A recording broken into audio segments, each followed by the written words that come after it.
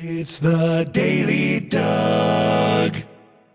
Hey y'all, welcome back to the Daily Doug. Thanks for being with me today. On the program today, my friends, I am doing something that I don't often do. I am reviewing a song that I actually have heard before, but it just won the Oscar and it wowed me when I heard it anew a week ago, and I thought, I've got to get this one on the channel. It's music from Billie Eilish, and it's What Was I Made For, and I'm happy that you're joining me. So, I've been aware of Billie's music for several years. I think I saw her perform on Saturday Night Live, several years ago, and I was really impressed that one, she was actually singing, and two, she had lovely tone and stage presence, and I was really taken by her. And last August of 2023, our teenager niece was visiting us, and we decided to go to the Barbie movie. So I went with my wife,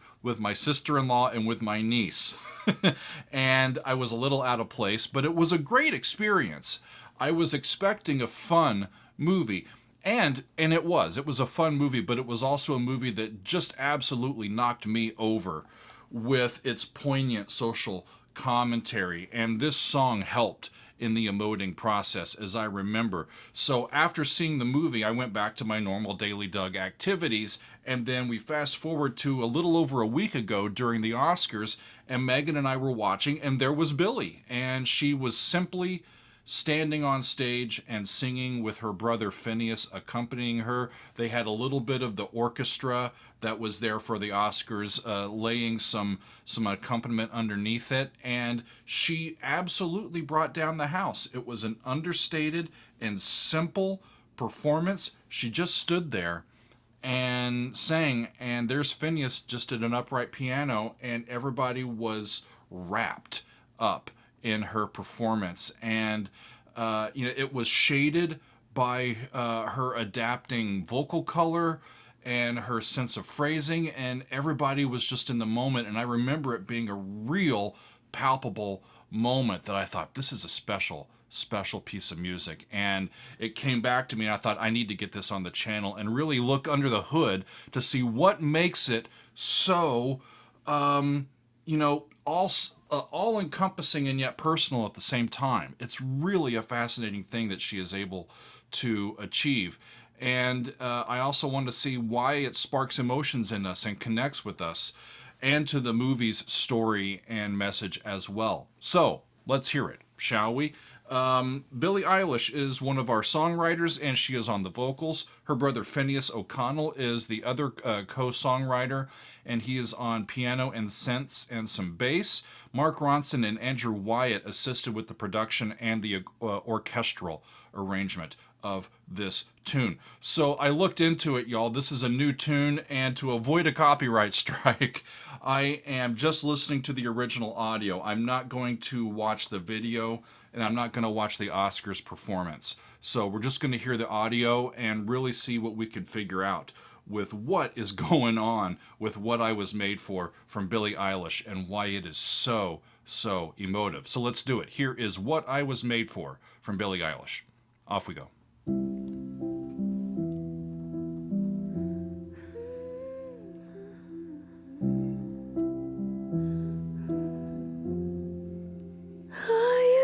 To float, now I just fall down. She's got a real breathy, airy tone, but I'm not especially for this first verse. What I was made for. Her vocal cords are, vibrating, but she's also got a lot of extra air going through her mechanism, and it gives it a wispy sound. Looked so alive. Turns out I'm not real, just something you paid for. Me for. What was I made for? Me for. 'Cause I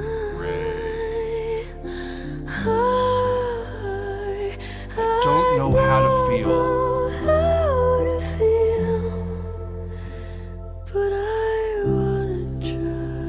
try. I don't know how to feel, but I want to I try. don't know how to feel, but someday The spaciousness in what we hear just gives you a sense of how isolated she might feel as well. It's all encompassing, but she's very vulnerable and alone by herself. I want to stop it for a sec. This is a very simple progression. I'm going to go over here, friends. Hi there. I want to talk to you about a little bit of what I hear in the melody of the song for sure. Well, let's see. I used to float, now I just fall down. She's in C. She's on a C chord, she's on an E minor chord, and she's on an F major 7 chord. Those are the three main notes that you get. And the E is common in all of those chords.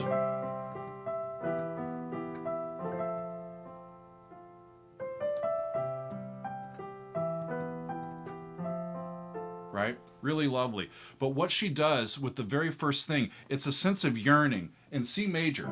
That's our key. She goes, yadam, buddy, right? So the Tito is a sense of longing, of yearning, of seeking out something, right? So off the bat, yearning, and then we resolve into the rest of the C major chord. She does it again over the E minor chord, right? So now that T is part of the chord. She's going to the exact same yearning, but it's a little bit different because it's over the 3 chord. It's stepping out of it, right? She goes back down into it and then goes to the F chord with an appoggiatura. So every single time she goes to a different chord, there's a yearning, right?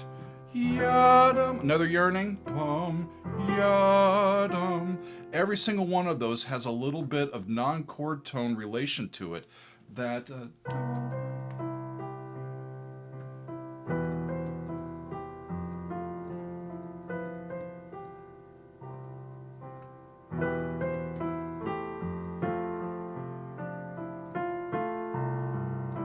just a lovely little tune. It's simple, just mainly 3 different chords, C, E minor, and F.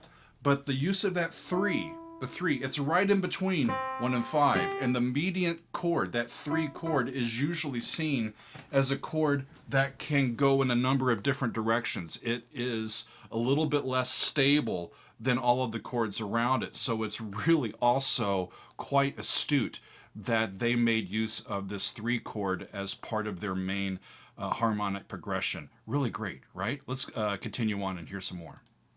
3,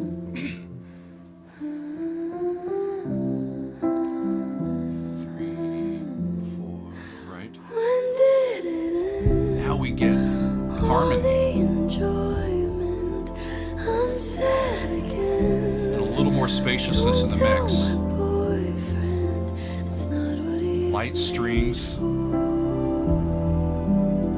light brass, warm brass.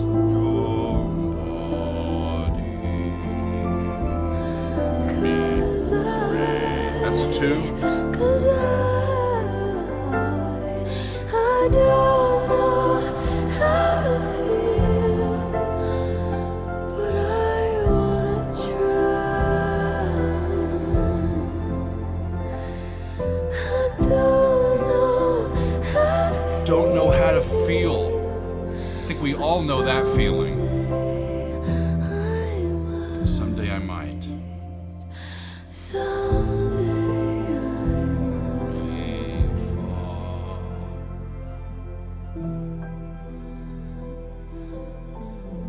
The aura that's in this track is understated and beautiful. Be happy, something I'm not, but something I can be, something I wait for,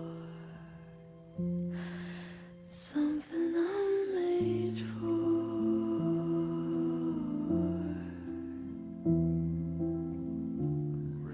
Something I'm made for.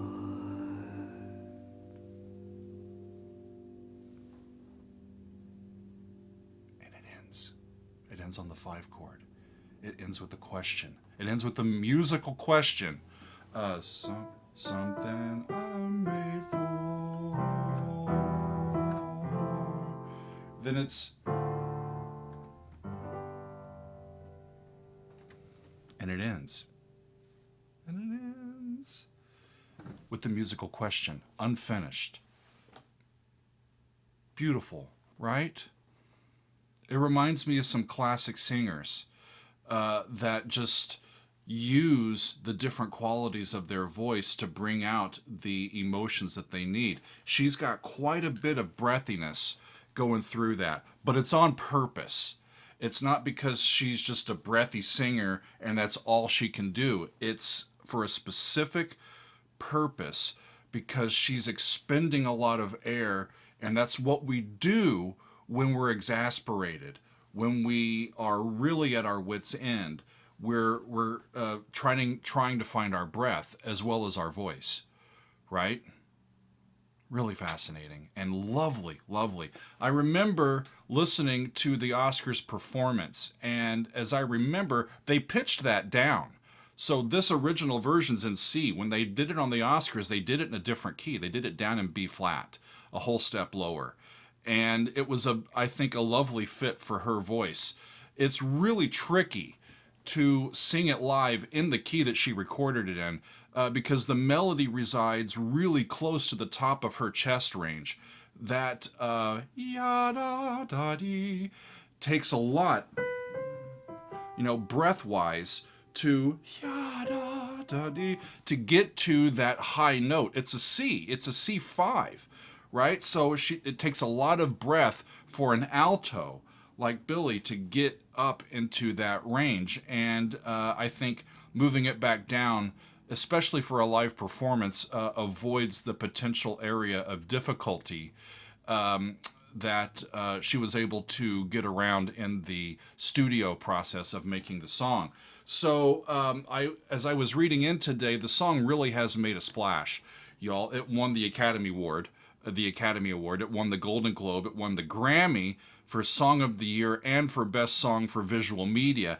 And there's too many others to even mention here. It's really been a showstopper of a tune for Billie. And in winning the Oscar for her song, Billie, at 22 years old, became the very youngest person ever to be a multiple Academy Award winner. How about that? She's the youngest multiple Academy Award winner in the history of the Academy Awards. And from what I can see so far, it's really deserved, isn't it? The last thing I want to talk about is just modern music, today's music in general. There is a bunch of talk that I hear that criticizes the music that's being made these days. And I think much of that sentiment is warranted. Y'all, I have watched some of Rick Beato's Spotify countdown videos. Rick's a good friend, and in Rick's countdown videos, it's some strange music, isn't it? I don't like much of what is garnering the most listens out there these days, but there are so many great musicians out there making music right now. Billie, among them. Taylor Swift is doing her thing. We listened to Nightwish earlier this week. We've recently listened to Haken, to Big Big Train. I love Marillion. I love Moon Safari. I love Wobbler, and so many other pop and prog musicians. There are tons of absolutely great musicians and music being made now, right, in this generation, but it's just harder to find, it seems, right, than it used to. You would used to maybe turn on the radio and see what they played. Now we can just tune in the stuff that we like, or go to satellite radio, or just go to your playlists, and it's more difficult to find new artists that really spark your love of music, and you have to search it out.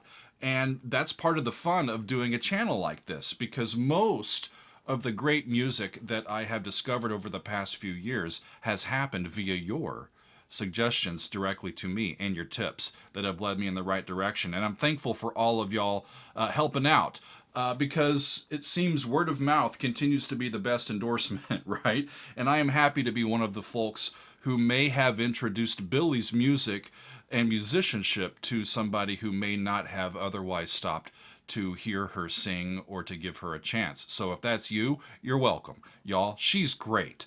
I love her sense of musicality. I think Phineas, her brother and musical partner, is really talented, and I can't wait for what she comes up with next. But that's going to be all for today. Thank y'all for being with me. This has been fun. Billie Eilish, for the first time on the channel with What I Was Made For, the Oscar winner from Barbie of 2023. Thanks, y'all. We'll see you next time on another edition of The Daily Doug.